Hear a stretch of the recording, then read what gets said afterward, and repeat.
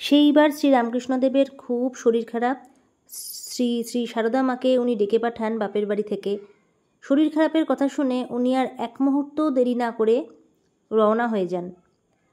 কিন্তু এত যাকে প্রয়োজন তাকে সেবার ফিরিয়ে দিলেন নির্বিচারে শ্রীরামকৃষ্ণদেব। কারণ সেইবার রেল লাইনের ওপর পড়ে গিয়ে হাত ভেঙেছে ঠাকুরের। মা সারদা এসেছেন দক্ষিণেশ্বরে।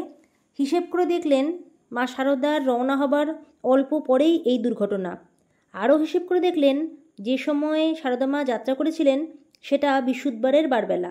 তখন বললেন অনুযোগ করে, তুমি বৃহস্পতিবারের বারবেলায় রওনা হয়ে এসেছো বলেই আমার হাত ভেঙেছে, যাও যাত্রা বদলে এসো।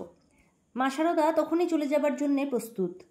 ঠাকুরের বোধহয় মায়া হলো একটু, বললেন আচ্ছা থাক, আজ থাকো, আগামীকাল যেও। পরদিনই সারদা মা ফিরে চললেন। এক রাত্রি থাকবার পর ফিরে চললেন যাত্রা বদলে আসতে। কিন্তু সেবারের যাত্রা দুঃসাহসিক, সেটা বোধহয় তৃতীয়বারের যাত্রা। ভূষণ মণ্ডলের মা গঙ্গা স্নানে যাচ্ছে, সঙ্গে আরও কয়েকজন সহযাত্রী, তাছাড়া লক্ষ্মী আর শিবরাম। মা সারদা বললেন আমিও যাব। যাওয়া পায়ে হেঁটে, ট্রেন স্টিমারের বাষ্প নেই কোথাও, পদব্রজেই ব্রজধাম। ভ্রমণ মানে মন্দির প্রদক্ষিণ, গমন মানে তীর্থগমন। কামারপুকুর থেকে আরামবাগ 8 মাইল, তারপরেই তেলোভেলোর মাঠ, সেই মাঠ পেরিয়ে তারকেশ্বর। সেই মাঠ এক নিঃশ্বাসের পথ নয়, প্রায় 10 মাইল। আগে ওই মাঠ তো পেরো, তবে তারকেশ্বরের নাম করো। কেন, সেই মাঠে কি? সেই মাঠে ঠ্যাঙাড়ে ডাকাতের বাসা, ঘাপটি মেরে বসে আছে অন্ধকারে, দরাজ হাতে লুটতরাজ করে। হেসে হেসে মাথা কাটতে, কখনো আগে হত্যা পরে লুট। আরও আছে মাইল 2 পরে মাঠ ভেঙেই ডাকাতে কালীর থান, চণ্ডমুণ্ড বিখণ্ডিনী বৈরিমর্দিনী রণরামা। বলতেই বলে তেলোভেলোর ডাকাতে কালী, দেখতে ঘোর দর্শনা, ভয়াল করালা।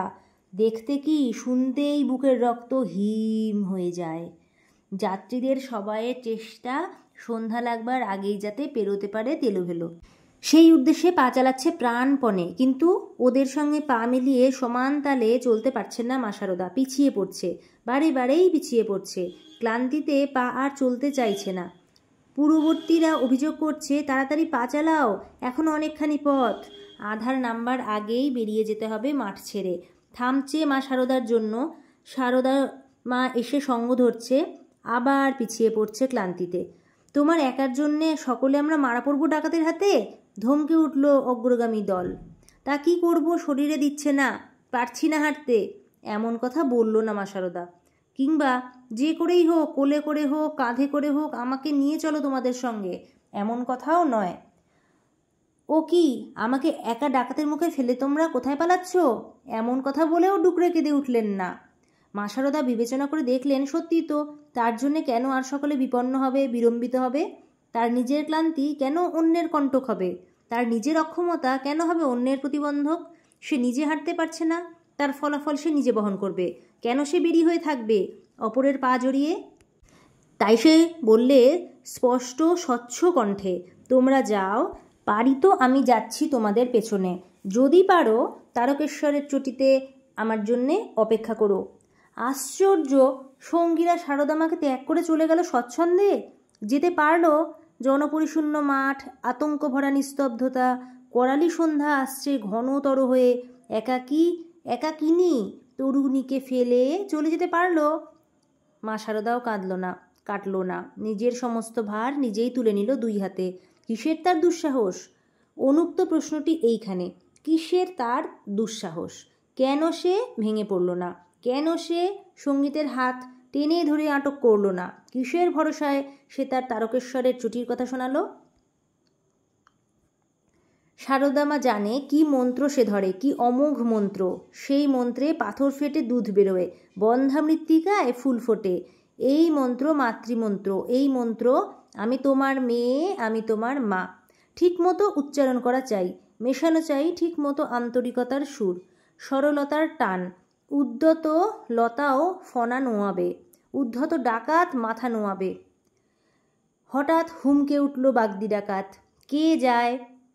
তোমার মেয়ে গো, কোমল করুণ স্বরে উত্তর দিল মা সারদা। আমার মেয়ে? সমস্ত মাঠ ও আকাশের শূন্যতা এক অপরূপ কান্নায় ভরে গেল। আমি তোমার মেয়ে, আমি তোমার মা, এই প্রথম কান্না, পরম কান্না। ডুলি ভাই, বাজনা থামাও, আমি একটু মায়ের কাঁদন শুনি। বিয়ের পর কন্যা চলেছে প্রতিবাসে, বাজনা বাজছে, কিন্তু সমস্ত বাজনার অন্তরালে বাজছে তার মায়ের কান্না। তাই কন্যা বলছে ডুলিকে, ঢুলি ভাই, বাজনা থামাও, আমাকে আমার মায়ের কান্নাটি শুনতে দাও। তেমনই সংসার বাজিয়ে চলেছে তার নানা যন্ত্রের বাদ্যধ্বনি। বলছি সংসার, তোমার বাজনাটা একটু থামাও, বিশ্বজননীর কান্নাটি একটু শুনি কান পেতে। স্তব্ধ মাঠে বাগদি ডাকাত শুনল বুঝি সেই জননীর কান্না। লাফ দিয়ে এগিয়ে গেল, করাল ভয়া দুর্দান্ত চেহারা, মাথায় ঝাঁকড়া চুল, হাতে লম্বা লাঠি, কণ্ঠে সিংহনাদ। একটুও ভয় পেল না মা শারদা। বললেন, যাচ্ছিলুম দক্ষিণেশ্বর তোমার জামাইয়ের কাছে, আমার সঙ্গীরা আমায় ফেলে দিয়ে চলে গিয়েছে আগে আগে, তুমি যদি এখন আমাকে পৌঁছে দিয়ে এসো। কোথায় জামাই, কি করে? দক্ষিণেশ্বরে রানী রাসমণির কালীবাড়িতে থাকেন। প্রতি গৃহযাত্রিনী মেয়ের গলা আরও একজন শুনতে পেল। সে বাগদি ডাকাতের বউ। সেও এগিয়ে এলো, পথহারা মেয়েকে পাখা দিয়ে ঢেকে রাখতে। আমি তোমার মেয়ে গো শারদা।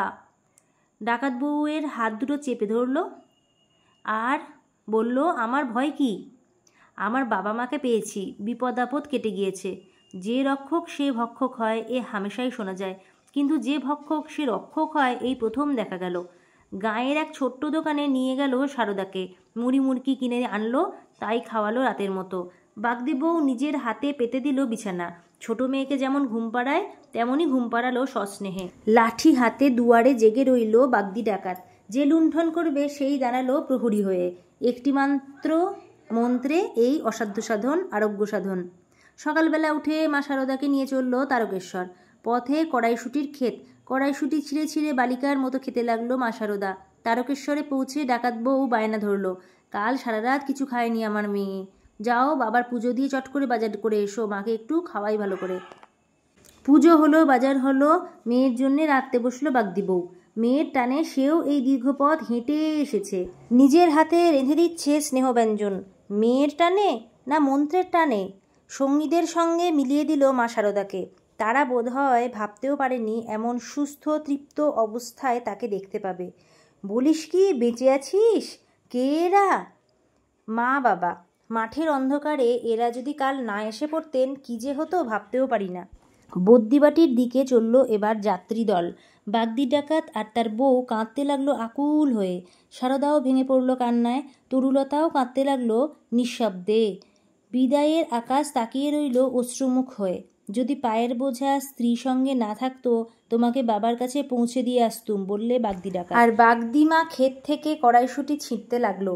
ছিঁড়ে বেঁধে দিলে শারদা নাচলে, বললে, মা শারু, রাত্রে যখন মুড়ি খাবি তখন খা সেই কড়াইশুঁটি। শারদা মায়েরা বাঁয়ের রাস্তা দিয়ে চলে গেল। বাগদি আর বাগদিনী তাকিয়ে রইল তার যাওয়ার দিকে, তার অপসৃয়মান অঞ্চলের শেষ প্রান্তটির দিকে। বাগদিরা গেল ডাইনের রাস্তায়, যায় যায় আর ফিরে ফিরে তাকায়, তাকায় আর কাঁদে। ঠাকুর বলেন, ডাকাতরূপী নারায়ণ, তার ডাকাতি দেখো, দেখবে না তার পিতৃত্ব, তার নিষ্ঠুরতা দেখো, দেখবে না তার মাতৃভক্তি। পথ চিনে চিনে একদিন তারা এলো দক্ষিণেশ্বরে, সঙ্গে মোয়া আর নাড়ু এনেছে মেয়ে জামাইয়ের জন্য। আমাকে তোমরা এত স্নেহ করো কেন গা? জিজ্ঞেস করলেন মা শারদা। তুমি তো সাধারণ মেয়ে নও, তোমাকে যে আমরা কালীরূপে দেখলুম। সে কি গো? হাসলো মা শারদা। না মা, আমরা সত্যিই দেখলুম, আমরা পাপী বলে তুমি রূপ গোপন করছো। কি জানি বাপু, আমি তো কিছু জানিনি। যে দেখবার সে দেখে, যে শোনবার সে শোনে। আমি যে ডাকাতেরও মা। সবাই বলুন, জয় মা শারদার জয়, জয় শ্রী ঠাকুরের জয়।